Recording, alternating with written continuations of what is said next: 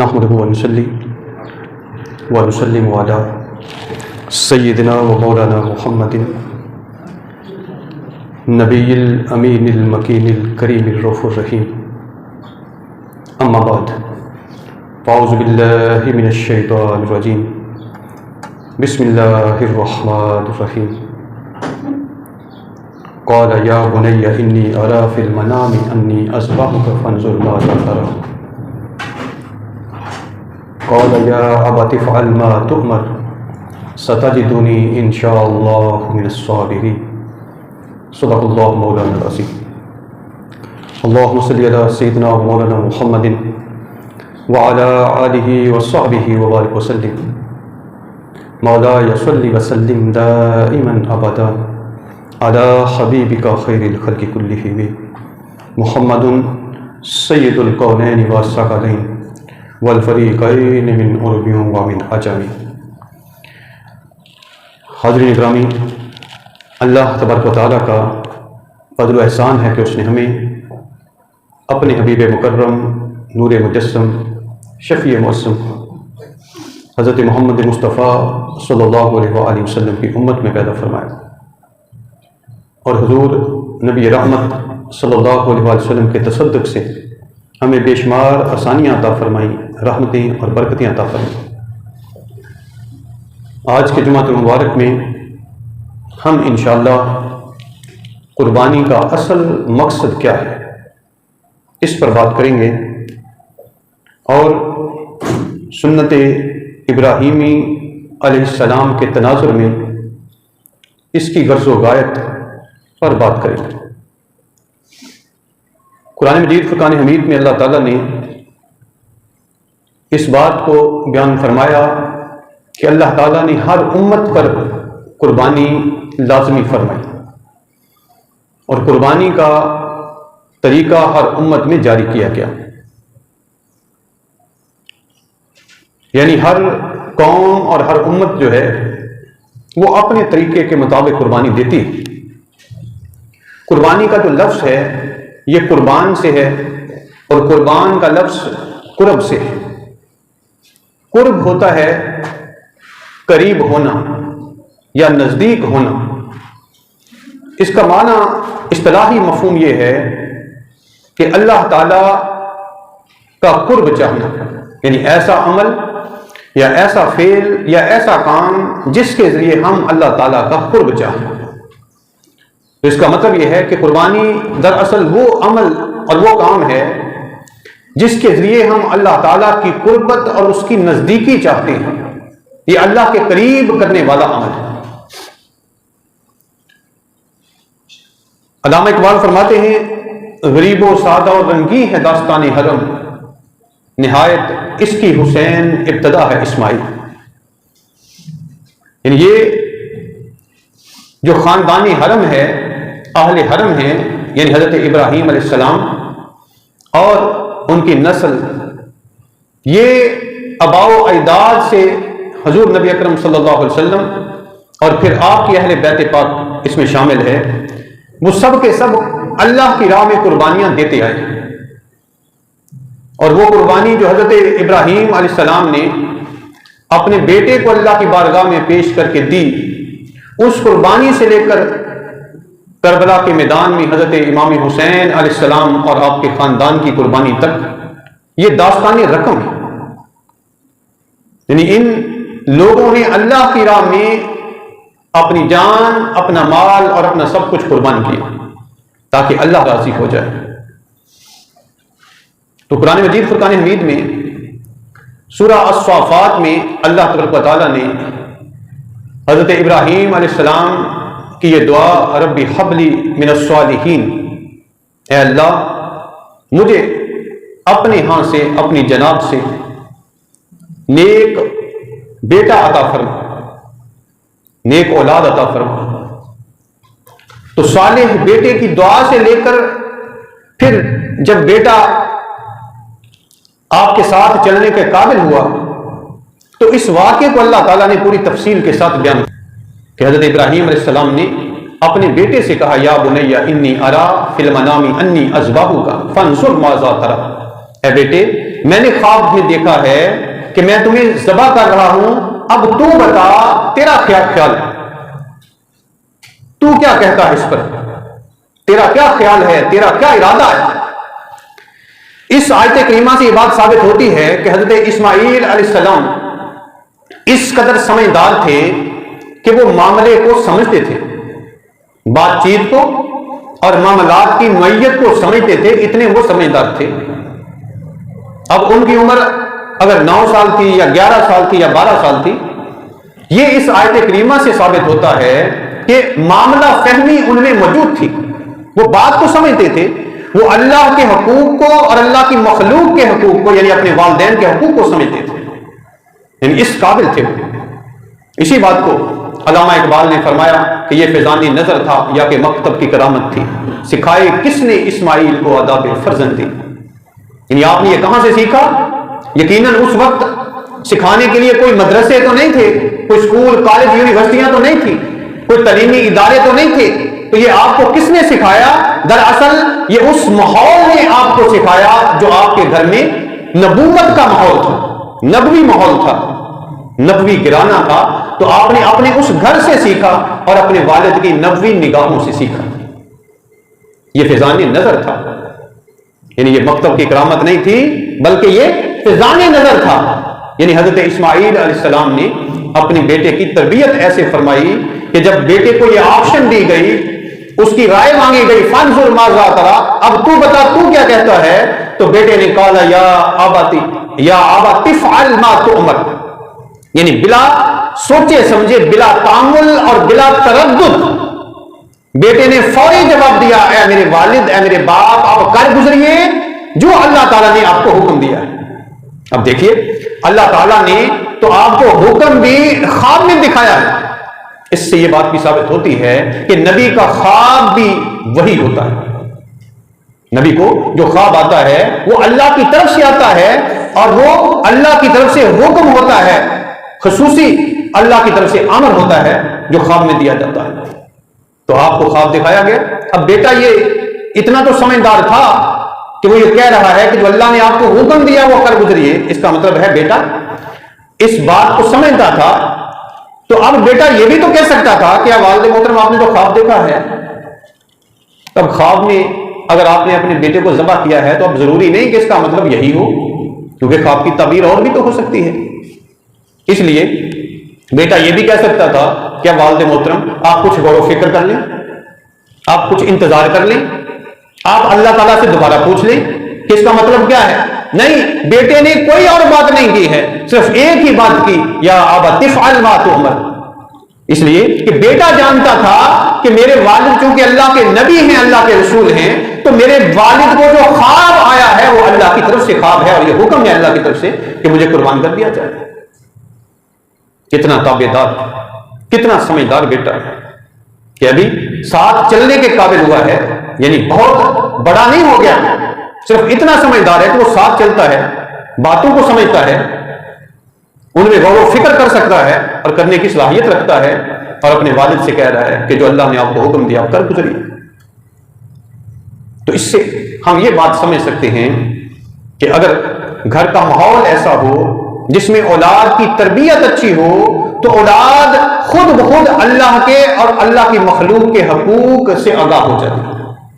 اولاد کو پتا ہوتا ہے کہ اللہ کا حکم کیا ہے اور میں نے اس پر کیسے عمل کرنا ہے۔ کتنی بڑی بات ہے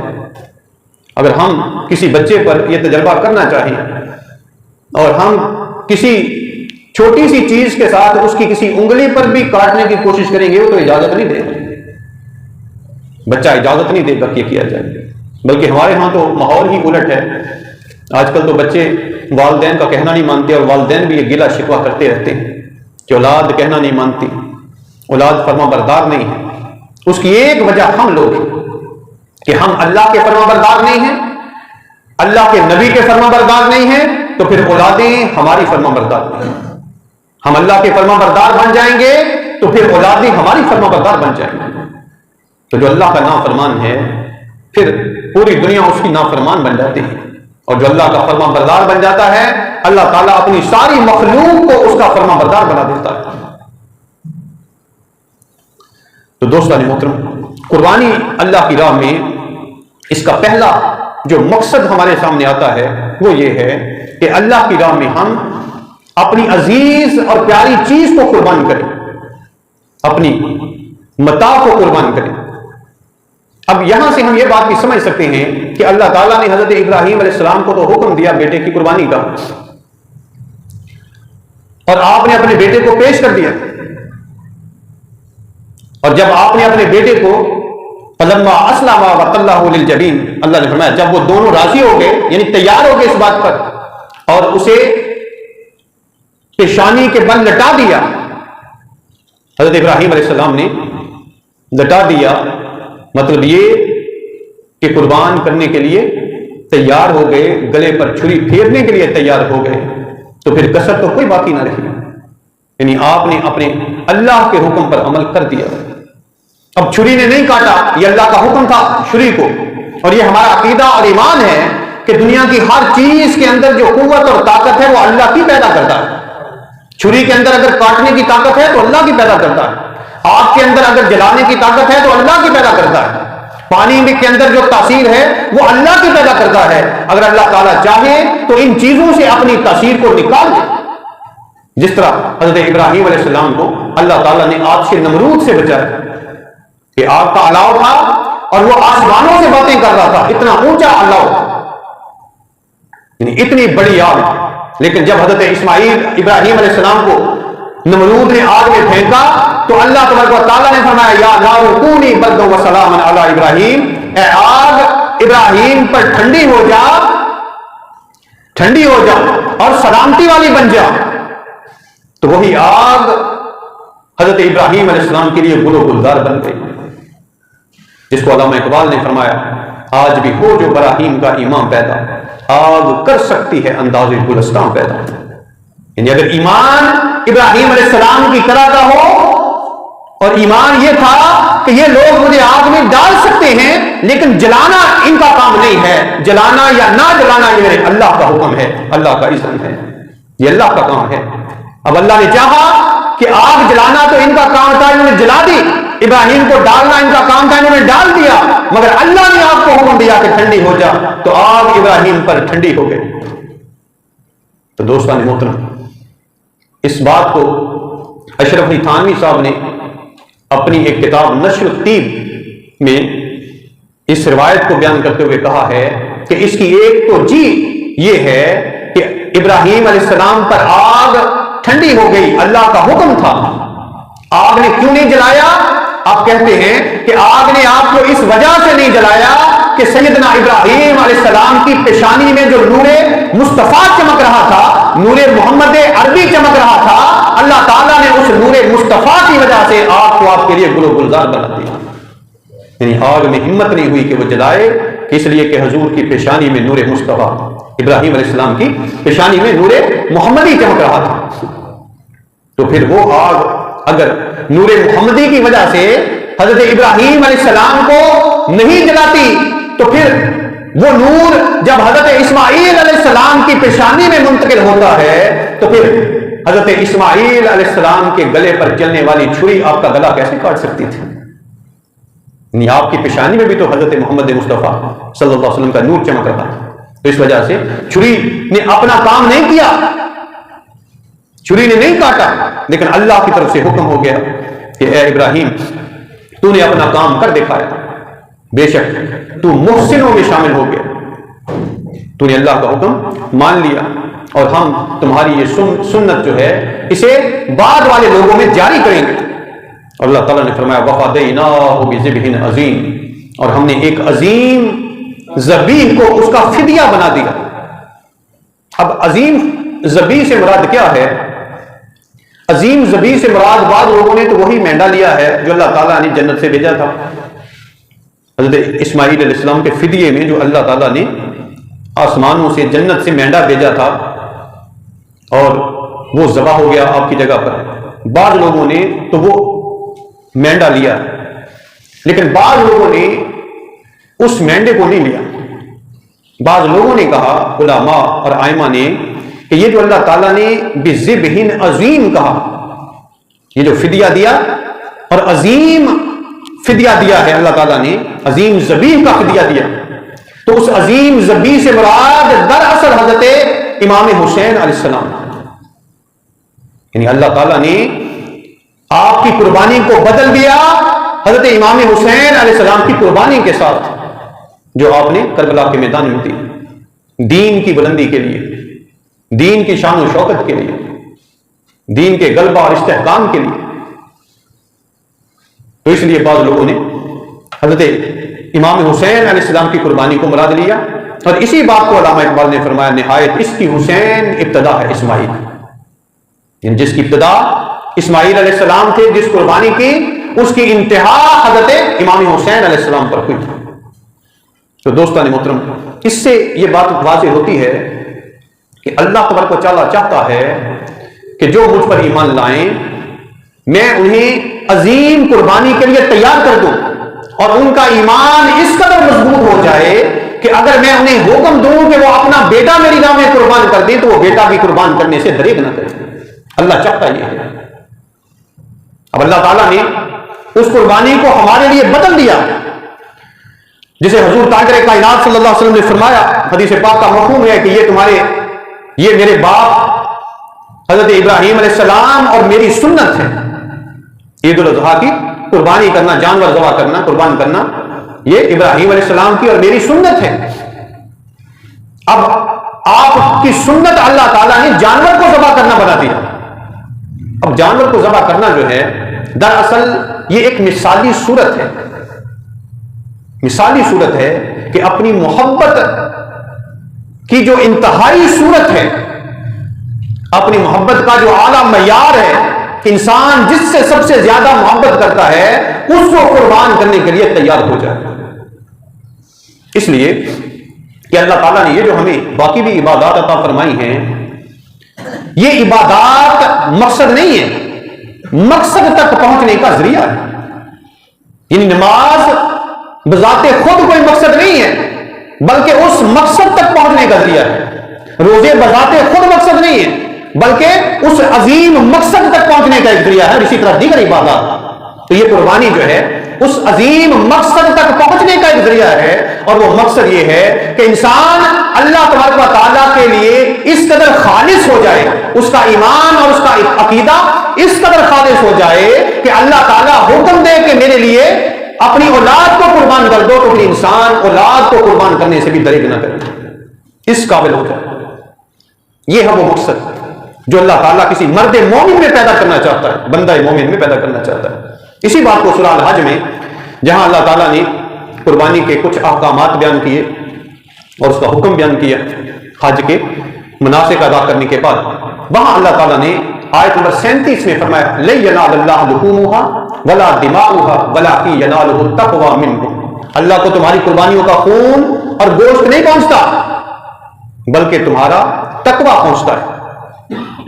بلکہ تمہارا تقویٰ پہنچتا ہے۔ اس بات سے اللہ تعالیٰ نے بالکل واضح کر دی ہر چیز کہ یہ جو قربانی کا گوشت اور خون ہے یہ تو یہی رہ جاتا ہے دنیا میں، تم خود کھا لیتے ہو، اپنے عزیز و اقارب کو دے دیتے ہو، دوست احباب کو دے دیتے ہو، غریبوں مسکینوں میں تقسیم کر دیتے ہو، جو کہ افسوس کے ساتھ آج کل وہ بھی رواج کم ہوتا جا رہا ہے، اس لیے کہ فریج آ گئے ہیں، لوگ اپنی فریجیں بھر لیتے ہیں اور دوسروں کا خیال نہیں رکھتے۔ حالانکہ قربانی تو یہی ہے کہ انسان اپنی نفسانی خواہش کی قربانی دے، اپنے مفادات کی قربانی دے، اپنی ذات کے حصار سے باہر نکلے۔ لیکن افسوس یہ ہے کہ ہم اپنی ذات کے حصار میں قید ہوتے چلے جا رہے ہیں اور نفسا نفسی کا شکار ہوتے چلے جا رہے ہیں اور اپنے مفادات کے غلام اور بندے بنتے چلے جا رہے ہیں۔ قربانی تو اس چیز کا نام تھا کہ ہم دوسروں پر تقسیم کریں، دوسروں کو ترجیح دیں۔ اسی وجہ سے جو مسنون طریقہ ہے قربانی کے گوشت کا وہ یہی ہے کہ 3 حصے کیے جائیں، ایک حصہ اپنے اہل و عیال کے لیے،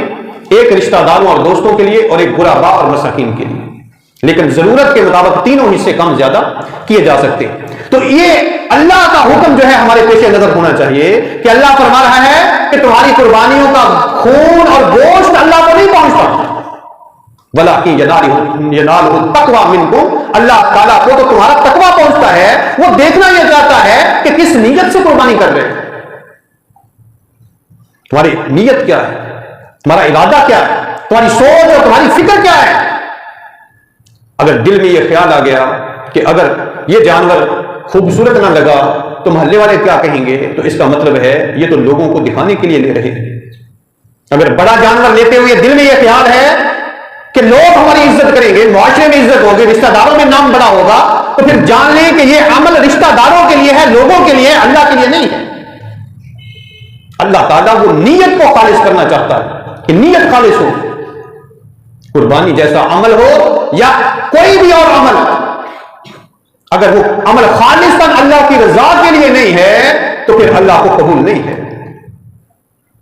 اور حضرت ابراہیم علیہ السلام کا یہ عمل جو ہے ہمیں بتا رہا ہے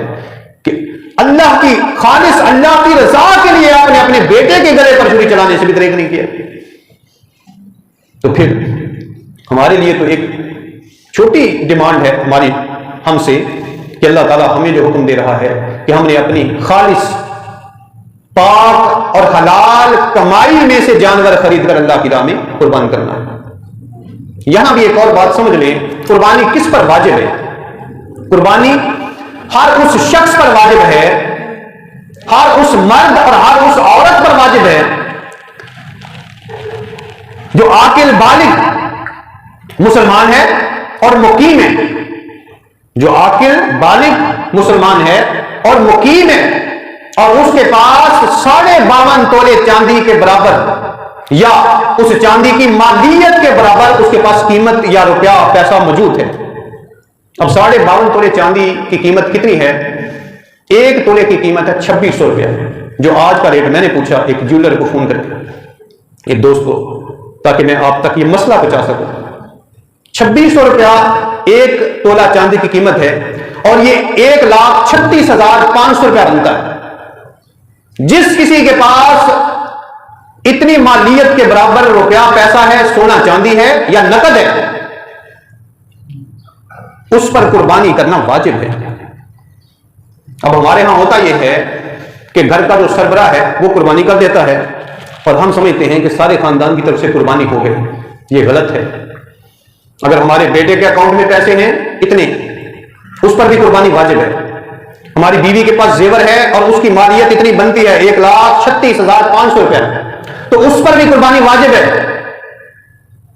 اور یہ یاد رکھ لیں، اللہ تبارک و تعالیٰ یہ چاہتا ہے کہ جس پر قربانی واجب ہے وہ قربانی کرے۔ حدیث پاک سنیے، حضرت عائشہ رضی اللہ تعالیٰ نے اس کو روایت کرتی ہیں، اور سنن ابن ماجہ میں، جامع ترمذی میں اس حدیث کو روایت کیا گیا۔ آپ فرماتی ہیں کہ حضور تاجدار کائنات صلی اللہ علیہ وسلم نے فرمایا، قربانی کے دن اللہ کو خون بہانے سے زیادہ بندے کا کوئی عمل محبوب نہیں، کوئی عمل اللہ کو اچھا نہیں لگتا سوائے اس کے کہ اس کا بندہ خون بہائے، اس کی راہ میں قربانی کرے۔ اور وہ جانور قیامت کے دن اپنے سینگوں اور اپنے کھروں کے ساتھ آئے گا، اور قربانی کے جانور کا خون زمین پر گرنے سے پہلے اللہ تعالیٰ کے ہاں ایک بلند درجہ حاصل کر لیتا ہے۔ بس تمہیں اپنی قربانی سے خوش ہونا چاہیے، مسرور ہونا چاہیے، خوشی کے ساتھ قربانی کرو اللہ کے راہ میں، خوشی کے ساتھ، خوش دلی کے ساتھ، یعنی دل میں فرحت ہو، خوشی ہو کہ میں اللہ کی راہ میں قربانی کر رہا، اللہ نے توفیق دی ہے، میں اس کی راہ میں قربانی کر رہا ہوں، دل میں خوشی محسوس کرو۔ تو یہ جانور جو ہے وہ اللہ کے ہاں شفاعت کرے گا قربانی کرنے والے کی۔ اب اندازہ تو کریں، نبی صلی اللہ علیہ وسلم فرمائے اپنے کھروں اور اپنے سینگوں کے ساتھ اللہ کی بارگاہ میں آئے گا، مطلب شفاعت کرنے آئے گا قربانی کرنے والے کی کہ اس نے مجھے تیری راہ میں قربان کیا تھا۔ تو اس سے یہ بات ثابت ہوتی ہے کہ خالص نیت کے ساتھ اگر قربانی دی جائے گی تو اس کے خون کا ایک قطرہ زمین پر بہنے سے پہلے وہ اللہ کے ہاں مقبول ہو جائے گا، قبولیت کا درجہ پا جائے گا۔ لیکن شرط کیا ہے؟ خلوص، نیت خالص ہو، نیت میں یہ وہم نہ ہو، یہ خیال نہ ہو، یہ شبہ نہ ہو کہ لوگ کیا کہیں گے، لوگ تعریف کریں گے۔ یہ بات بالکل نہیں ہونی چاہیے۔ اگر یہ بات ہو گئی تو پھر سمجھ لیں نیت میں کھوٹ آ گیا، ملاوٹ آ گئی، ریاکاری آ گئی، دکھاوا آ گیا، اور ریاکاری سے کیا گیا عمل اللہ کو قبول نہیں ہے۔ آپ نے حدیث سنی ہوگی، حضور فرماتے ہیں قیامت کے دن بعض لوگوں کے اعمال تہامہ کے پہاڑوں کے برابر ہوں گے، اور اللہ تعالیٰ قیامت کے دن فرمائے گا کہ اے فرشتو ان کے اعمال سمیت ان لوگوں کو اٹھا کر جہنم میں پھینک دو، اس لیے کہ یہ اپنے اعمال میں ریاکاری کرتے رہے۔ دکھاوا اور ریاکاری والا عمل اللہ کو قبول نہیں ہے، خالص عمل اللہ کو قبول ہے۔ تو اس لیے اللہ تبارک و تعالیٰ چاہتا یہ ہے کہ اس قربانی کے عمل کو ہم پورے خلوص نیت کے ساتھ کریں، اس کی رضا چاہنے کے لیے کریں کہ اللہ تعالیٰ راضی ہو جائے۔ اب اس حوالے سے چند ایک باتیں سن لیں۔ ایک تو میں نے عرض کیا کہ جس پر یہ قربانی واجب ہے اس کا نصاب، اس کو یاد رکھیے۔ اور یہ کوئی بڑی بات نہیں ہے، دین کی یہ چھوٹی چھوٹی باتیں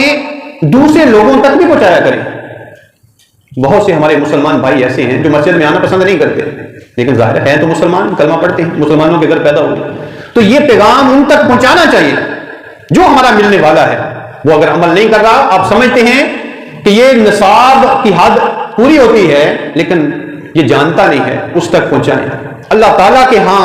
اگر کسی ایک بندے کی اصلاح ہو گئی آپ کی وجہ سے تو نبی صلی اللہ علیہ وسلم نے اس کا بہت زیادہ اجر و ثواب بیان فرمایا۔ کسی کو آپ کی وجہ سے ہدایت نصیب ہو گئی۔ تو دوسری بات اس میں یہ ہے کہ قربانی کا جانور اگر ہو سکے تو اپنے ہاتھ سے ذبح کریں، یہ ہمارے نبی کی سنت ہے۔ نبی صلی اللہ علیہ وسلم نے کئی بار بکرے اور مینڈے اپنے ہاتھوں سے ذبح فرمائے، اور ایک حدیث پاک کی روایت ہے کہ ایک دفعہ 6 اونٹنیاں حضور کی بارگاہ میں پیش کی گئیں، آپ نے ان کی قربانی کرنی تھی، تو ان اونٹنیوں میں سے ہر اونٹنی اپنی گردن حضور کے آگے کر رہی تھی، یعنی ہر اونٹنی یہ چاہتی تھی کہ پہلے حضور مجھے ذبح کریں۔ یہ ہمارے نبی کی عظمت ہے، نبی کا کمال ہے کہ جانور بھی پہچانتے تھے کہ اللہ کے رسول ہیں، جانور بھی جانتے تھے کہ اللہ کے محبوب ہیں۔ یہ الگ بات ہے کہ آج ہم اس بات سے واقف نہیں رہے یا اس بات کو بھول جاتے ہیں کہ ہم کس نبی کی امت ہیں۔ جانور بھی جانتے تھے، تو ان میں سے ہر ایک حضور کے قریب ہونے کی کوشش کر رہا تھا، ہر اونٹ۔ تو حضور تاجدار کائنات صلی اللہ علیہ وسلم کی یہ سنت بھی ہے۔ اور ایک روایت میں حضرت عائشہ فرماتی ہیں کہ ایک دفعہ آقا صلی اللہ علیہ وسلم نے سیاہ بکرا منگوایا، آپ نے فرمایا کہ ایسا سیاہ ہونا چاہیے جو بالکل سیاہ رنگ کا، سیاہ آنکھوں کا، سیاہ بالوں والا، سیاہ سینگوں والا، جو سیاہی میں بیٹھتا ہو۔ وہ لایا گیا، میں نے آپ کو چھری پکڑائی تو حضور نے فرمایا کہ عائشہ اسے تیز کرو، چھری کو خوب تیز کرو۔ جب تیز کیا گیا تو پھر حضور رحمت دو عالم صلی اللہ علیہ وسلم نے اپنے دست مبارک سے اسے ذبح کیا۔ تو یہ شرعی مسئلہ بھی ہے کہ اگر ہو سکے تو اپنے ہاتھوں سے ذبح کریں، اور اگر کوئی دوسرا بھی کر دیتا ہے تو درست ہے، لیکن زیادہ اجر و ثواب یہی ہے کہ اپنے ہاتھوں سے ذبح کیا جائے۔ اور اس کا فلسفہ یہ ہے اپنے چھری کو تیز کرنے کا، جو نبی صلی اللہ علیہ وسلم نے ایک حدیث میں بیان فرمایا، آپ نے فرمایا کہ جب جانور کو ذبح کرو تو چھری کو خوب تیز کرو تاکہ جانور کو تکلیف نہ ہو، اسے کم سے کم تکلیف پہنچے۔ تو سوچئے تو صحیح، ہم جس نبی کے نام لیوا ہیں وہ تو جانور کو بھی تکلیف پہنچانے پر راضی نہیں ہیں، وہ تو جانور کو بھی تکلیف نہیں دینا چاہتے، تو پھر اگر ہم کسی انسان کو تکلیف پہنچاتے ہیں تو ہم کیسے امتی ہیں؟ ہمیں تو پھر خیال ہی نہیں، اس کا مطلب ہم بے وفا امتی ہیں اگر کسی انسان کو، کسی مسلمان کو تکلیف پہنچاتے ہیں، اذیت پہنچاتے ہیں۔ تو دوسرا اس میں یہ ہے کہ چھری کو ہاتھ لگانا ضروری نہیں ہے۔ ہمارے یہاں یہ بات مشہور ہے، چھری کو ہاتھ لگا دیں، جس کا جانور ہے ہاتھ لگانا ضروری نہیں ہے، اور اس جگہ پر موجود ہونا بھی ضروری نہیں ہے، لیکن بہتر ہے کہ بندہ موجود ہو، اس کے سامنے کیا جائے۔ اگر وہ اپنے ہاتھ سے نہیں کر سکتا تو کم از کم موجود ہو، بہتر ہے۔ لیکن اگر وہ موجود نہیں بھی ہے تو قربانی پھر بھی ہو جائے گی۔ اور ذبح کرنے سے پہلے جانور کو کھلانا پلانا چاہیے، یہ حکم ہے۔ اور جانوروں کو ایک دوسرے کے سامنے ذبح نہیں کرنا چاہیے، اس سے بھی ان کو تکلیف ہوتی ہے۔ پھر قبلہ منہ لٹایا جائے، جانور کا جو چہرہ ہے وہ قبلے کی طرف لٹایا جائے۔ اور ذبح کے وقت ایک حدیث پاک ہے جس میں حضور تاجدار کائنات صلی اللہ علیہ وسلم نے انی وجہت وجہی للذی فطر السماوات والارض حنیفا وما انا من المشرکین ان صلاتی ونسکی ومحیای ومماتی للہ رب العالمین اللہم منک ولک، بسم اللہ اللہ اکبر کہہ کر آپ نے ذبح فرمایا۔ لیکن اگر کوئی یہ نہیں پڑھ سکتا تو کم از کم بسم اللہ اللہ اکبر پڑھ کر وہ ذبح کرے۔